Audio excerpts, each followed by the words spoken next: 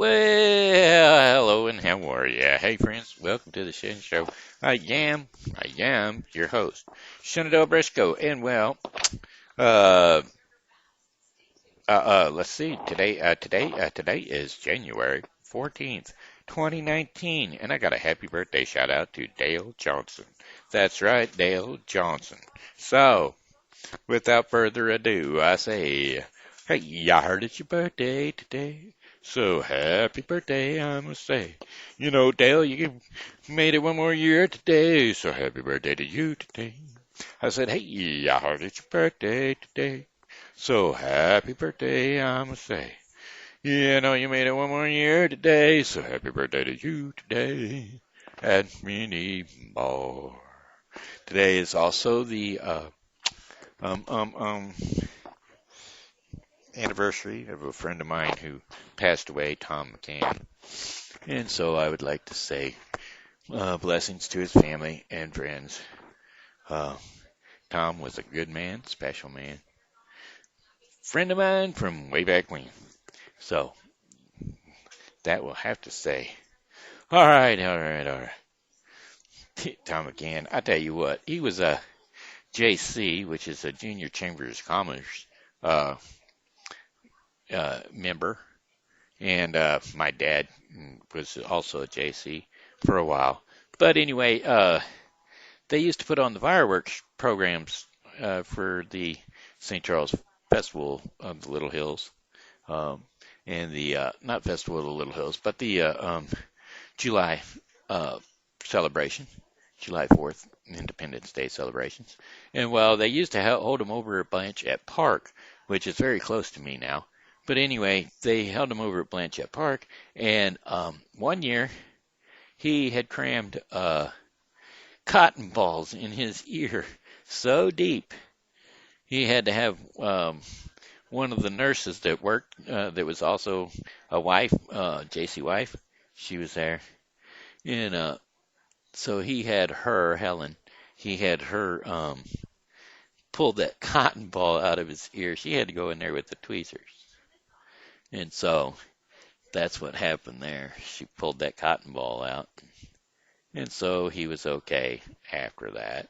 But that's pretty deep. Well, the blast of those fireworks just over and over just kept going, and he just kept uh, lighting them off for the show, for everybody to enjoy the show. And that's what happened. He had just crammed it in there so deep that he had to figure out how to get it out. And Helen just so happened to be there, and so she plucked her out of there. That would be Crudwick, and I hope she doesn't mind me saying her name several times. I'm going to put it over on her daughter's blog. I don't even know, Helen might have a page. If she does, it's going to be on her blog too. I mean, on her page too. That's just the way it is. That's the way I am. If I say something to somebody about themselves or somebody else about that person, I go ahead and put it on their page. Because I don't want to be the person that's out there that doesn't put it on their page. They talk about people behind their back. I'm not talking behind her back. I'm talking in front of her back. Yeah, that's what I'll claim. Hey, I wasn't talking about you behind your back. I was talking about you in front of your back. So anyway, that was cool. It was the same year I got burnt. Yeah. Cigarette burn. That's what it was. Well, they had they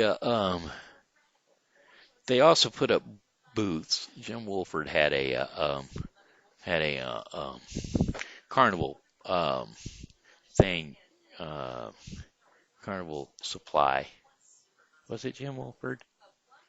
Um,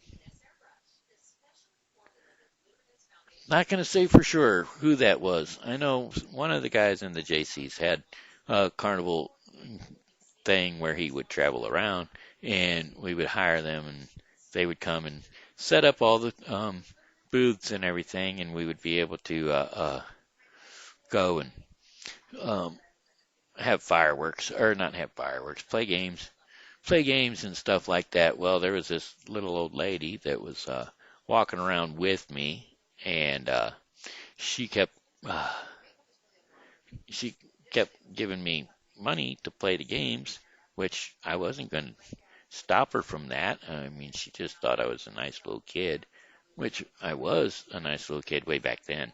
Not anymore, but back then I was. Don't laugh at me, Paula. Stop it. It's just not right. I'm way over here in St. Charles, and you're way out there in Kansas City. You can't laugh at me from there. But anyway, uh, that being said, she, yes, I was a little girl. I was a little boy, and yes, I was nice at that point in time of my life. I had gotten hit in the head with a rock or bit by a bee, and so I thought that I had lost my eye there for a minute, but I hadn't lost my eye. I had just gotten hit in the head with a rock or something. Or no, I did. I got hit in the face with a hornet. That's what it was. Come down the come down the slide, and pow, right in the eye by a hornet. I don't even know why. He was up on doing his thing, but boom, nailed me. But anywho, I was over at the ice cream thing, and they stuck me in there for a little while because all the proceeds were going to the JCs due to the fact that they had um, hired out the carnival works, and so I was sitting there in there, and then I come out of there, and after I came out of there, I went over to my mom's booth. I say my mom's booth. She just so happened to be operating a booth at the time, and well, I went over there and was hanging out with her until this lady showed up. And when the lady showed up, well, then I walked around with her for a little while, and because she just kind of took me under her wing. Well, actually, what it was she burnt me first, and then she felt guilty about it. And once she felt guilty about it, then she was taking me around with her. That's what happened. Yeah, I had a rough day that day. It was a rough day that day. Boy, boy, boy. Can't remember that. I didn't remember how rough that day was. But anyway, no, I was nice. It was not because I was a bad boy. I was not being punished. So anyway, I was I was sitting there, and the lady was with me, and she was walking around with me and taking me around and letting me play games. And so each time I would get to play a game, then she would like give me another ticket for another game. And I would win the stuff for her. I wasn't winning it for me. I didn't care less. And she was like, "Oh no, you keep it." And I was like, "No, no, I'm okay.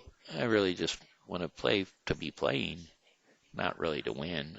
I mean, to win, yeah, but not to get the prizes. I wasn't really into it for the prizes. I was just into it for the skill because, well, I'm skillful. Well, at least I was hoping I was skillful so that the little old lady wouldn't have to go home empty-handed to her grandchildren or whatever. And she didn't. Boy, I tell you. But after a little while, she found out that I was my mother's child. And she was like, she kind of thought that I was conning her. Uh, because when I came around the corner back over by my mom's booth, I said, "Hi, Mom." And we were uh, sitting there, kind of talking, chatting or whatever.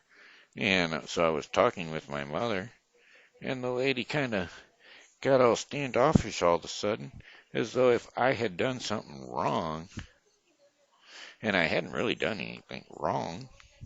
I mean, she just didn't like the fact that my mom was working for the thingy there, and I was going. I was there, and I was winning stuff. But it wasn't like I knew all the games. I'd never played those games before. It wasn't like I was a ringer. But anyway, whatever the fact may be. Anyway, that was a long time ago. It was a long time ago. And I don't remember it well, no. It was a long time ago. But I do remember different things, events that happened on that particular day. Oh, but anyway, that was back when Mr. Cedarwall ran the Ferris wheel. Or was it Mr. Cedarwall that ran it? It was either, not sure if Steve was running it by that time, or if Mr. Cedarwall was still running it. Let me see. I think Steve might have been running it at that point in time. Steve Dunlap. He he took over running it after Mr. Cedarwall had retired, and so that was back in the good old days when St. Charles over at Blanchette Park. We had not only did we have the Ferris wheel over there, but we had boats and cars and motorcycles that went around in circles, like a merry-go-round, only they were motorized, and it was motorized little boats that would take you around in circles, and you could ride in those. It was fun. I remember it being fun. But anyway, I digress. So anyway, that's just one of those remembrances I've had of Tom. And I thought, well, maybe I'd mention it because, well, Tom was a good guy, and I appreciated him being around, especially in my latter years, because in my latter years I could call him Tom. He was more my mom and dad's age. But I used to run into him down at the riverfront all the time because, well, he was also a Shriner and he was a leading citizen here in the city of St. Charles. He was a biker too. But anyway, he was leading citizen here in the city of St. Charles, and so you would see him all over the place all the time. And for any time there was a festival or something going on downtown, he would be in one of those little carts riding around just to let people know that he would be in one of those carts, for if somebody needed assistance or something like that. So that was always cool too. So I got to see Tom quite a bit. That's what I was getting at a while ago. So anyway, let's get off of that subject. What else do I got going on today? Weather. I haven't done the local weather yet. Got to do that. Bleh. What have I just done? Let's move this thing back over here. There. What did I do? I didn't do what I was supposed to do. I just didn't do it. To temperature outside to temperature. The temperature outside right now is 44 degrees here in St. Charles, Missouri. That's right. And there's still 2 warnings until 6 p.m. On Thursday, the 16th. There's still a river flood warning. And the other one is until 8 p.m. on Wednesday. So Thursday is the one. Still a weather floodwater storm warning out there for the St. Charles Union area. And seeing how I reach all around the world, nationwide, all around the world, worldwide. I reach a few people and everywhere. There's people everywhere that tune in. Some of them, though, I haven't heard from a little while, but that's beside the point. Anyway, today, how about today, January the 14th? That's right, sunshine and clouds mixed up there. Sunshines and clouds are going to be mixed together, making it kind of a bleh kind of looking day out there. Highs around 46 degrees Fahrenheit. Winds are going to be light and variable. That's right, very light winds. East to southeast at about 4 miles per hour. Then mostly cloudy skies with a few showers after midnight.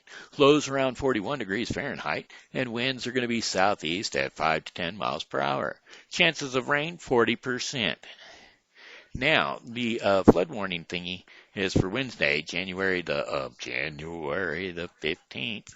So just remember, morning fog, where it's going to be foggy, and then cloudy in the afternoon. Slight chances of rain showers. Highs around 56 degrees Fahrenheit. Southwest to south to southwest winds shifting to north or west to northwest winds at 10 to 20 miles per hour. Wind gusts could occur. Then Wednesday night, January 15th, a few clouds, lows near 20 degrees Fahrenheit. Winds are going to be north to northwest at 10 to 20 miles per hour. And then Thursday, January the 16th. That's right, partly cloudy skies, highs around 38 degrees Fahrenheit. Winds are going to be coming out of the north at 5 to 10 miles per hour. And then later on, overcast for overnight, overcast, lows near 25 degrees Fahrenheit, and winds are going to be east at 5 to 10 miles per hour. And then Friday, how about Friday for your January 17th Friday forecast? A wintry mix early, my friends. Early with precipitation, not participation, with precipitation will change to mixture of freezing rain. For the afternoon, highs near 35. Winds will be east to southeast at 10 to 20 miles per hour. Chances of precipitation, 100%. That's not good. And then cloudy with periods of rain overnight, lows around 34 degrees Fahrenheit. Winds are going to be at 10 to 15 miles per hour. Chances of rain, 100%. Rainfall expected to be a half inch locally, and heavier rainfall is quite possible. And then Saturday, January 18th, AM light winds, light rains. That's right, windy with light rain early in the mixture of sun and clouds in the afternoon. Morning highs of 47 degrees Fahrenheit with falling to near freezing winds. West at 20 to 30 per miles per hour. Ugh. We don't need that. Chances of rain 60%. Winds cold and occasionally gusts up to over 40 miles per hour. This does not sound good, friends. I do not like weather like that. It's cold, cold, cold, cold, cold.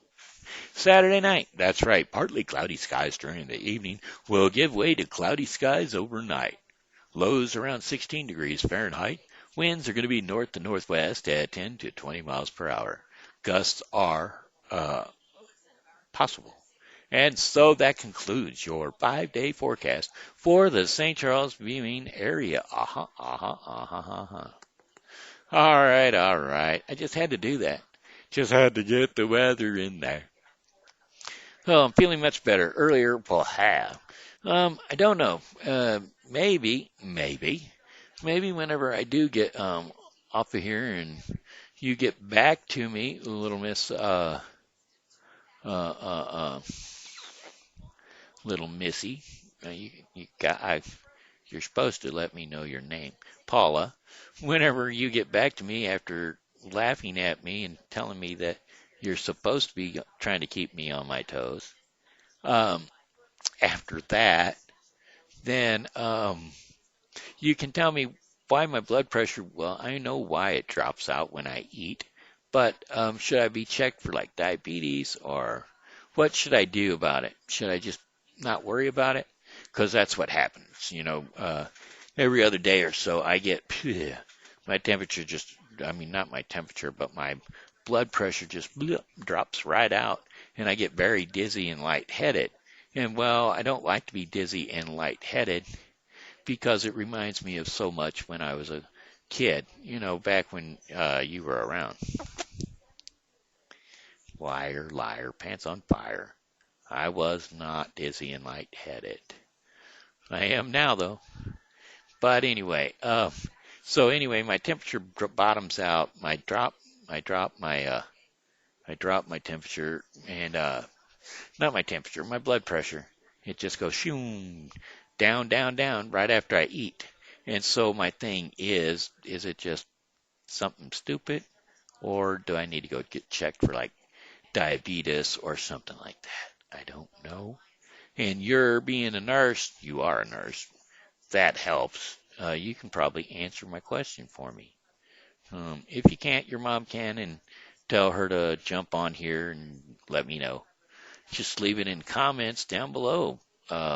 If you find time to do so. I mean, it's just my life and everything. I don't expect you to drop everything you're doing and get back to me. Uh, but if you do, that's probably a good thing too. So anyway, I'll just wait on your call because I don't like going to the doctor.